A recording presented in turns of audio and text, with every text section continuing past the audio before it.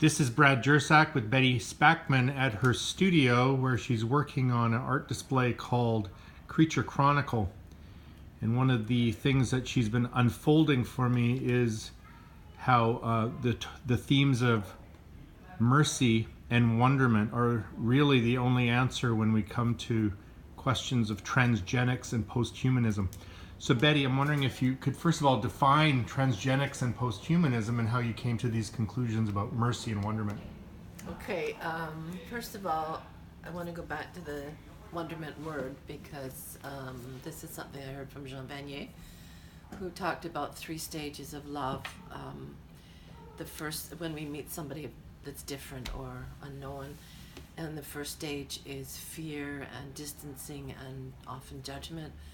And the second stage, he says, is tolerance and benevolence, but that is also a place of power because we're in the position of giving. But the third stage he called wonderment, and I love this word for all the reasons. Wonder is wonder.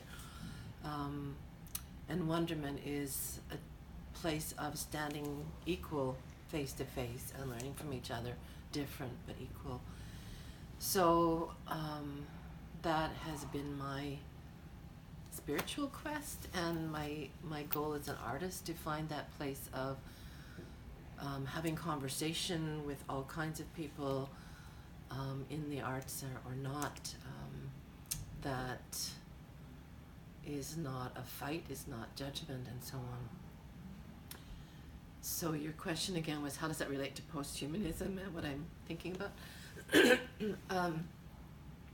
I got interested in the issues of post-humanism from my last exhibition, which dealt with animal bones and all the issues that they bring up about killing and speciesism and the in vitro meat industry, the whole meat industry, and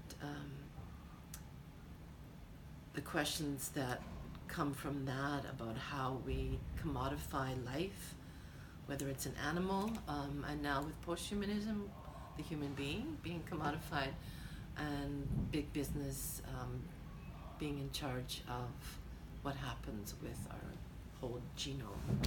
So I'm tackling these questions, not with answers, but with questions, particularly as an artist of faith, to address this as a Christian without saying the world is flat. No, we can't have science, but also not denying the Creator, who I believe is a God of love.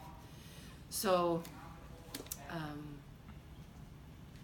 these huge questions, when we're having to decide if we want a designer baby or having our brain downloaded, or if God is going to love a creature that has been made out of different parts of different beings, all of these huge questions for me can only be answered with God's mercy, and so that's what I'm dealing with. How would you see mercy responding to those questions? First of all, by being open to listen and to learn. So I don't come to a conversation with a decision already, even though I might know my God as I know my life. I don't know everything about life. So I need to listen to other stories. I need to learn and grow. And in even that moment, that is a place of mercy and wonderment that I can receive from others and learn from God through people that might not believe the same way I do. All right, thank you.